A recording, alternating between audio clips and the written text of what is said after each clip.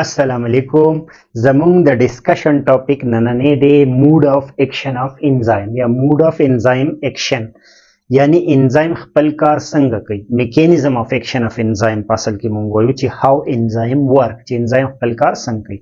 Know the they खबरी द मालूमोल द पारा ची द एंजाइम मैकेनिज्म संग दे मख की मूंग ल पकार दी ची मूंग यु दो हाइपोथेसिस पे जेनु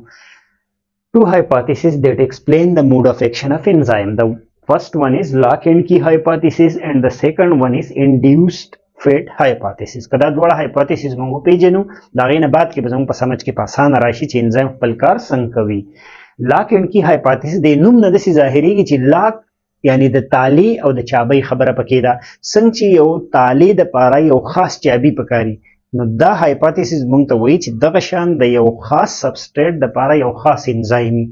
دا چا ویلي مونږ ته ایمیل فیشر پروپوزډ ان 1890 د ساينټیسټ په 1890 کې مونږ ته دا ماډل پیش کړو جست ایز ا سپیسیفیک کی څنګه یو خاص چابي فټس انټو ا سپیسیفیک لاک او هغه په یو خاص لاک کې فټ کیږي a particular enzyme is needed for a specific substrate same like څه چلی د یو سبسټریټ د لپاره particular enzyme پکاري دی بګړو بل خبره مانی نه دی وی چې څنګه تعالی د چابي ده د قشان انزایم او سبسټریټ دی او د انزایم کار هم ته پته را چې دی بر سبسټریټ پروډکټ ته بدلی او ریاکشن به تیزی active site is rigid that remain unchanged during reaction د دې ماډل مطابق د active site چې د rigid د تعلیق سوري ته ګور هغه rigid دغه نه بدلی ځان چابي چې څنګه یي یا چې چابي د active site څنګه دی دا بالکل د تعلیق شانی د دوړ نه بدلی دلته د active site rigid دی نه بدلی نو د قره دی ډرابیک دی د ماډل ځکه ټول انزایم دا طریقه نه اپناوي not for all type of reaction د ټول انزایم لپاره یا ټول ریاکشن لپاره دا طریقه نه ده د ډرابیک دی خو نان ریګولیټری انزایم چې دی هغه دا ماډل فالو کوي لکه لایپیز چې نان ریګولیټری انزایم تاسو پیژنئ دې ته وایي چې لکه موږ ورته نان الوستریک انزایم ویلي چې پکې نان پروتین پارت نه دی خو پروتین پارت دی پکې یعنی ایکټیو سایت پکې موجود دی صرف بس ایتر ماډولیټر ضرورت نه نو هغه انزایم دا ډیر په اسانه فالو کوي دویم ماډل له انډیوس فټ هایپوتیسس دی نوم نه ظاهره ده چې دی لک شانتیزان انډیوس کوي ځان لک فټ کوي د چا سره د substrate سره proposed by Koshland in 1959 1959 کې کوشلینډ دا پروپوز کړو the active site of an enzyme can change its shape to accommodate the substrate د موږ ته سوې چې دا اکټیو سایت چې د انزایم دی دا ځان سلایټلی چینج کی د څه د لپاره چې د سبسټریټ سره ځان اکوموډیټ کی دې ته وګوره دلته سبسټریټ لګ راوند دی او د دې انزایم اکټیو سایت بدل غوندي دی نو دې چې د دې سره ځان فټ کوي کنه د انزایم په ځان لګ چینج کی خپل شیپ په لګ چینج کی او اوس د انزایم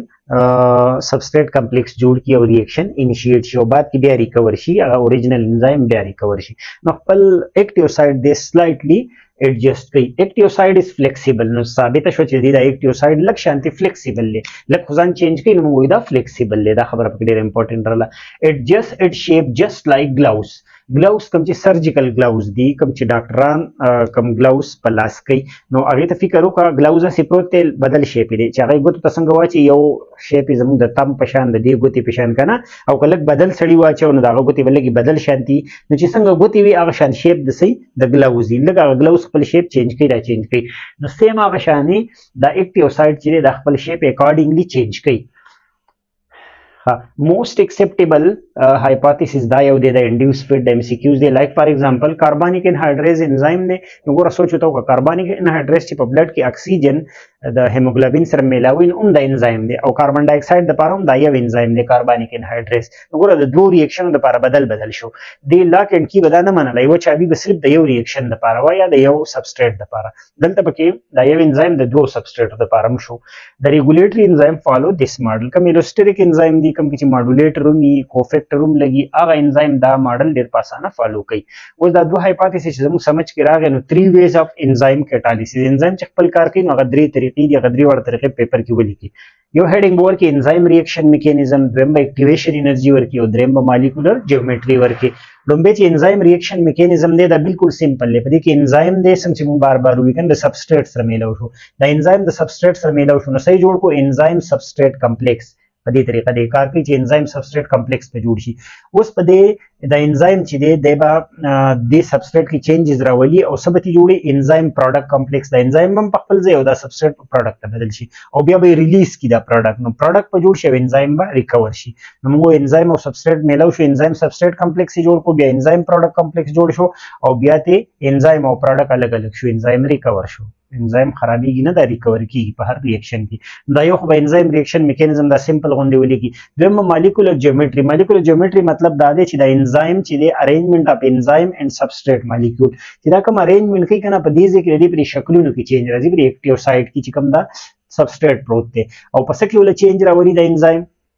د خو لومبه ځان ته فټ کی که فټ پی الریډي لکه څنګه چې لاک اینډ کی ماډل کې نو فټ راشي او کو انډیوس فټ پشانی نو هغه ته ځان سلایډلی چینج کی خو لومبه په ځان فټ کی او د فټ کېدو نه بعد په دې لوکل کنډیشن دلته چې کوم پی ایچ تا دلته چې کوم ټمپریچر دی په دې اکټیو سایت کوم دا سبستریټ چې پروت دی په دغه لوکل ایریا کې دلته چې کوم چارجز دی پای کې چینجز راولي او د سبستریټ بانډونه مات کی او پروډکټ جوړ کی. نو څنګه لیکلی ارینجمنت اف انزایم اینڈ سبستریټ مالیکول د خو دې معنی شو چې مالیکول جیومټري مطلب زمونږ دی د سبستریټ مالیکول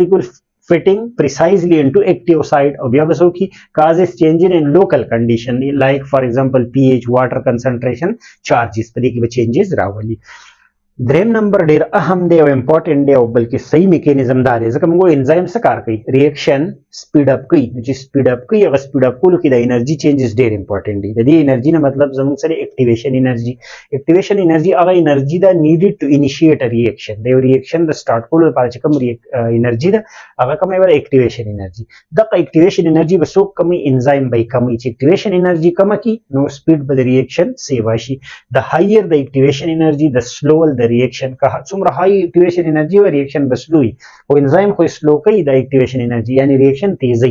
انزایم لوور د اکټیویشن لایک فار ایگزامپل د ایگزامپل نه ډیر په سمجھ کې راشي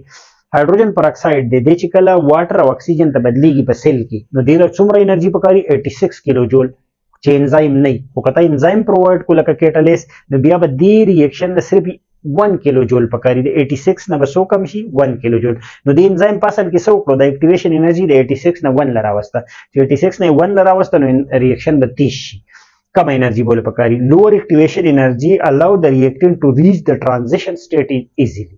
دا څه چې د کم انرژي چې وکنه نو د ریاکټنټ به زر خپل ترانزیشن سټیټ ته ورسي او انرژي به ابزورب کی او بریک پشي او پروډکټ پتی جوړ شي. کله موږ په ګراف کې وګورو کنه یو طرف ته فری انرژي خو د طرف ته انرژي او پروډکټ خو نو ګوره یو ریاکشن چې سٹارټ شو انزایم نشته نو ډیر شي اکټیویشن انرژي له پکار دی یعنی پر غټ غر چې خې جوړ ډیر په قلار به پروډکټ جوړ شي. او که انزایم دی پرووایډ کو نو اکټیویشن انرژي به سم ډیره کم شي معمولی پهاړ شو وزدا او دا به زر زر د ریاکټنټ نه به زر زر پروډکټ جوړیږي ځکه چې اکټیویشن انرژي اوس کم ده. د ریاکشن د سٹارټ کول لپاره چې کوم انرژي دا غچا کم کړه ود انزایم کم کړه. د نن لیکچر کې مونږ ډېر په اسانه وی چې موډ اف ایکشن اف انزایم سره دا لري لپاره دوه مونږ هایپوتیسز لاک اینډ کی د نوم نه ظاهره ده چې د تالی او چابۍ په شان دا یو ماډل چې دی په کې فلیکسیبিলিټی نه مني دی اکټیو سایت ریجیډ دی او دا ستایم سی کیو زوم دی. بیا انډیوس فټ هایپوتیسز چې دی هغه وینا سلایټلی چینج کوي او ځان ته فټ کوي. وس بیا د دې کیټالیسس درې ویز مونږ وی انزایم ریاکشن میکانیزم مونږ وی چې انزایم سبستریټ سره میلاوي شي انزایم سبستریټ کمپلیکس او بیا انزایم پروډکټ کمپلیکس او په اند کې انزایم او پروډکټ الګ الګ شي. مالیکولر جیومټري وی چې په لوکل کنډیشن کې چینجز راولي په شکل کې چینج راولي په پی ایچ کې او په چارجز او واټر کنسنټریشن کې هغه د وجې ریاکشن کې او انرژي چینجز وی چې اکټیویشن انرژي لوور کې انزایم لوور د اکټیویشن انرژي چې اکټیویشن انرژي لوور کې ریاکشن به سپیډ اپ شي. د انزایم د کار دی چې ریاکشن سپیډ اپ کی. होप چې دا لیکچر به تاسو سمجھ کې راغلی. نیکسٹ لیکچر پورې اجازه راکړئ. الله حافظ.